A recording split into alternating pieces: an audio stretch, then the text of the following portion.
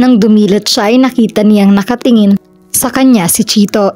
She saw tenderness in his eyes and something more she couldn't put a name to. Nasamid tuloy siya dahil doon. Maliksing hinagod nito ang likod niya, pero parang lalo siyang masasamid sa ginawa nito. Tila may boltahe ng kuryente na tumulay mula sa palad nito patungo sa likod niya. It sent shiver down her spine. Hindi dapat mangyari iyon. Pilit na iwinaksin niya ang kung anumang bangyarang nararamdaman niya para dito. Okay ka na? Uminom ka. Inilapit nito sa bibig niya ang basong may lamang juice. Inabot niya iyon saka siya uminom doon. Patuloy ang paghagod nito sa likod niya. Okay na ako, sabi niya.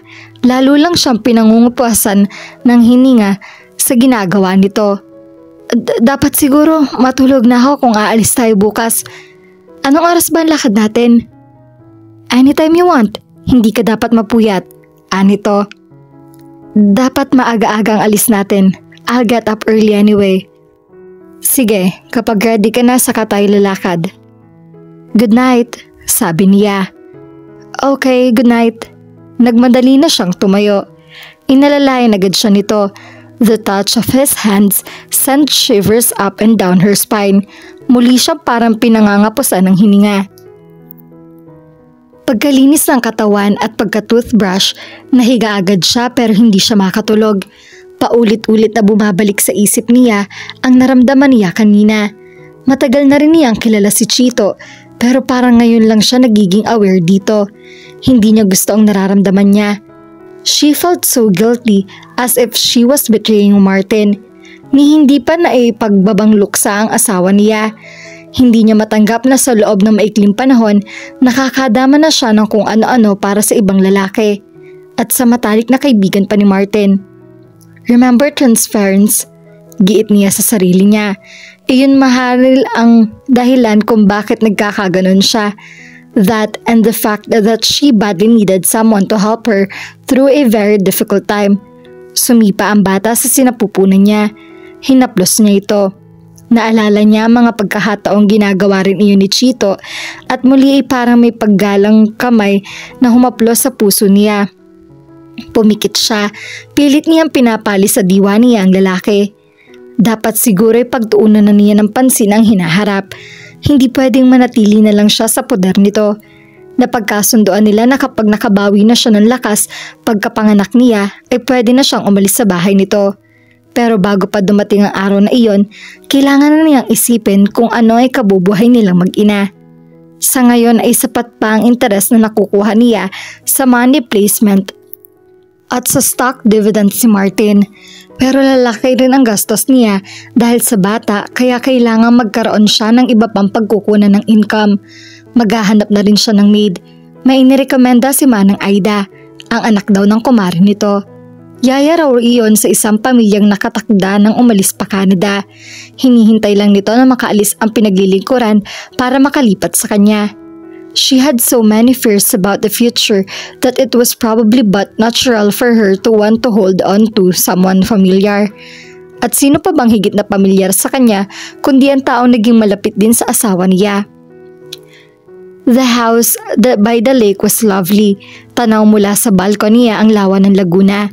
Habang nakatayo rin si Charlene ay nagpapaasasa siya sa sariwang hangin humahaplos sa mukha niya.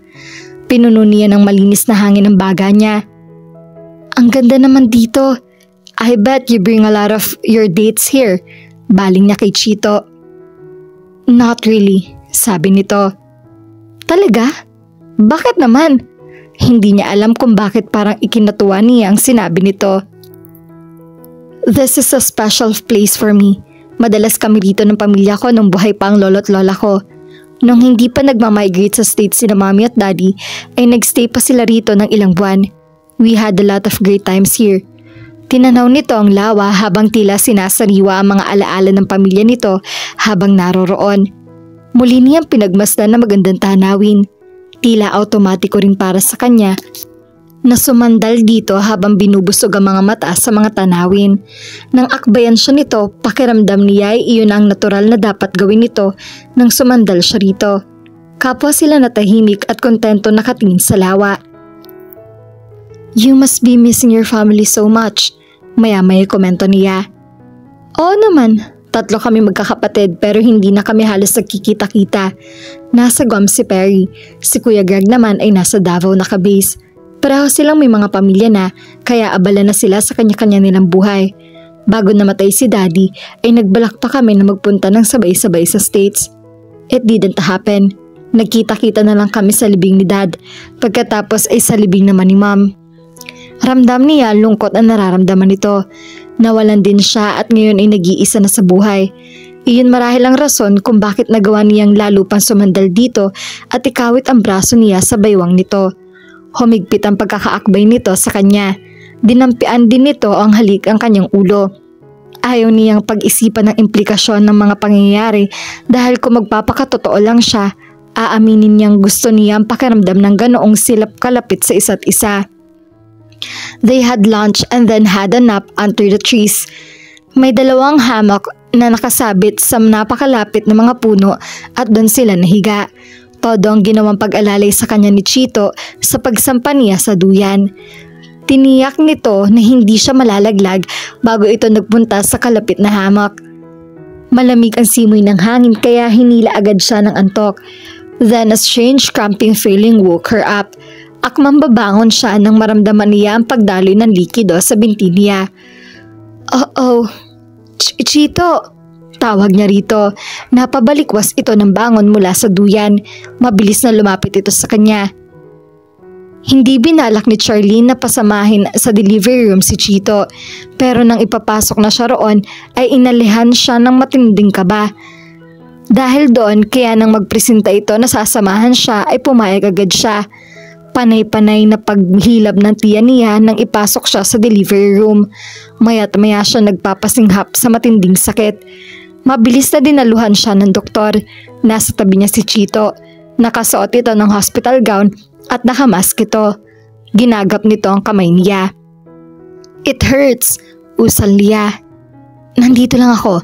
Kaya mo yan, sabi nito. Soon, the pain were coming in waves. Halos wala nang patlang ng mga iyon. Nakikita ko ng ulo, ng doktor na nakaposisyon sa dulo ng kama. Sa susunod na contraction ay ito dumang pag-ire. Nagtagis ang mga bagang niya. Pagod na siya at nakakapanlanta ng mayat mayang paghilab ng tiyan niya. Kaya mo yan, we're almost there. Nito, nagbigay ng iba yung lakas sa kanya ang pag-i-encourage nito sa kanya. Kasabay ng kasunod na contraction na itinodo niya ang pag-ire. Napasigaw siya sa sobrang sakit.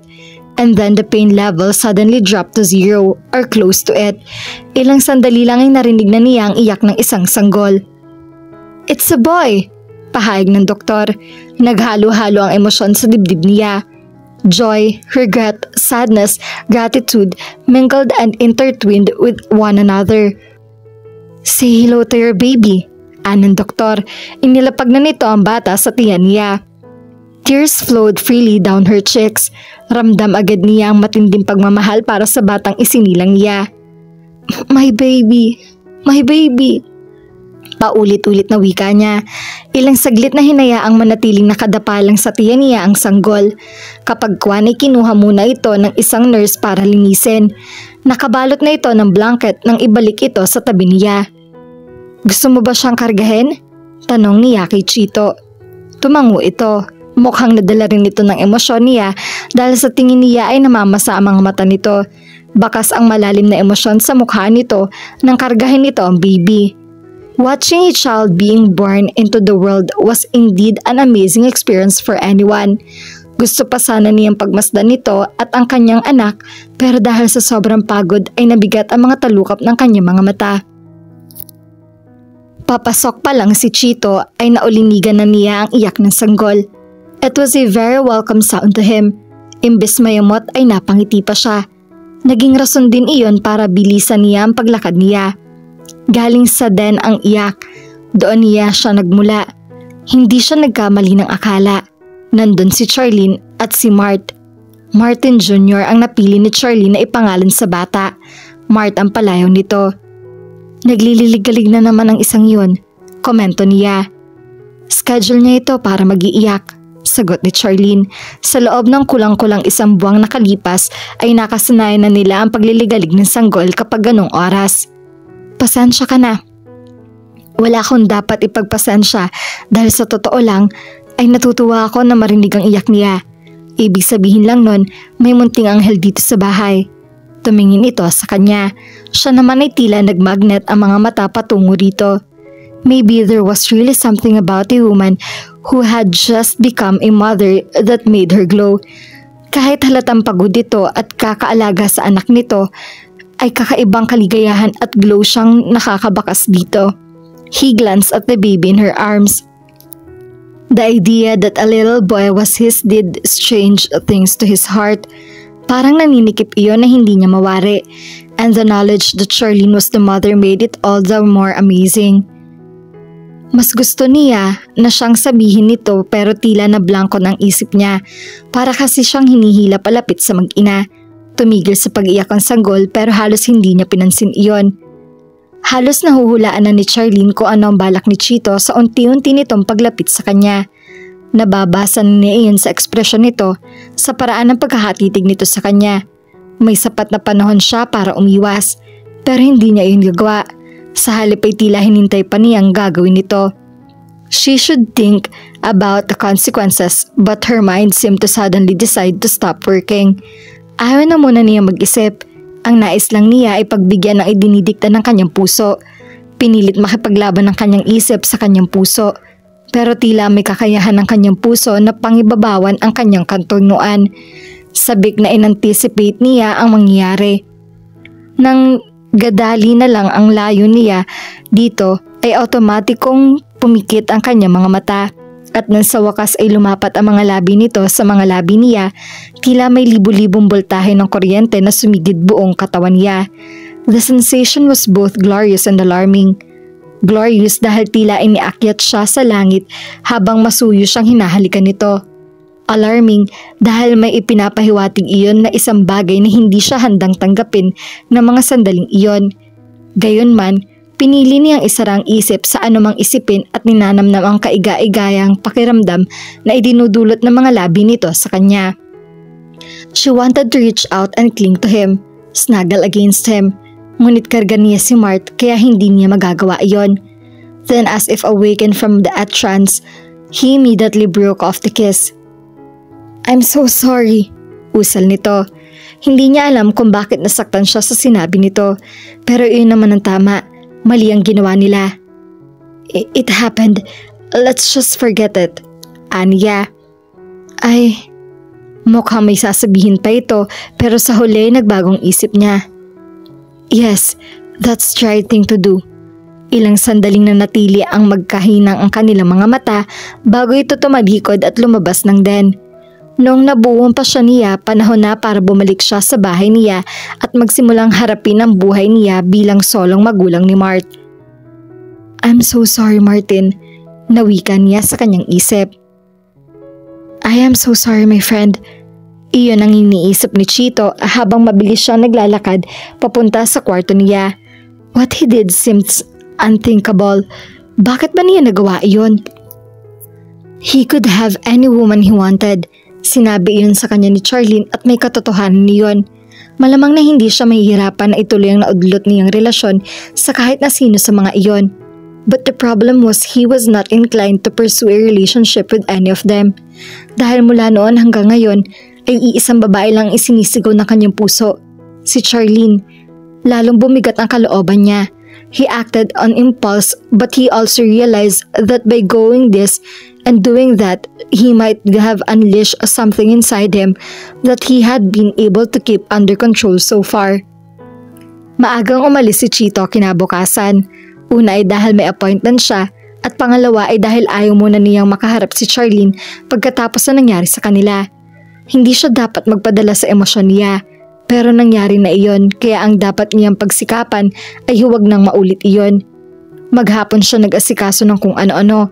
Kahit pagod siya, sa isang banda ay pinagpapasalamat niya iyon dahil wala siyang panahon na pag-isipan ng mga kinikilos niya. Galing siya sa isang kliyente, pasakay na siya ng kotse niya para umuwi nang may tumawag sa pangalan niya. Oh, Jessica, ikaw pala. Nakilala agad niya ang babaeng palapit sa kanya. Matagal na rin niyang kaibigan nito. Sa Dubai ito nagtatrabaho. Ilang buwan na ito nakabalik pero ngayon lang ulit ito nagpakita mula nang dumalo ito sa Buena Vida at Benvenida party nito. Kamusta na? Mabuti naman, ikaw? Heto, ganun pa rin. Wala ka pang asawa? Ikaw talaga, kung nag-asawa na ako, dapat naman siguro imbitado ka sa kasal, hindi ba? Dapat lang, nakangiting sang-ayon nito. You know, I've been meaning to call you. Saad nito. Dun ka pa sa dati nakatira, right? Yap, bakit? Nabanggit kasi ng isang kaibigan ko na may bahay yata sa lugar nyo na for sale. Napaisip siya. Naalala niya yung bahay na nadadaan niya palabas ng gate ng subdivision. I think so. Yung kina Mrs. De Guzman yun. Nag-migrate na kasi sila sa Canada eh. Interesado ka? Hindi para sa akin. Para sa isang kakilala. Makapag-ngomisyon naman lang. Tumawa ito. Gusto ko sanang tingnan para kung sa tingin ko matitipuhan ng kakilala ko. Aalamin ko ng mga detalye kung magkano at etc. I have an idea. Sumama ka na lang sa akin ngayon. May pupuntahan ka ba? Wala na. Pauwi na nga dapat ako eh. Iyon pala. May dala ka bang sasakyan? Umiling ito. Sumabay ka na sa akin kung ganon.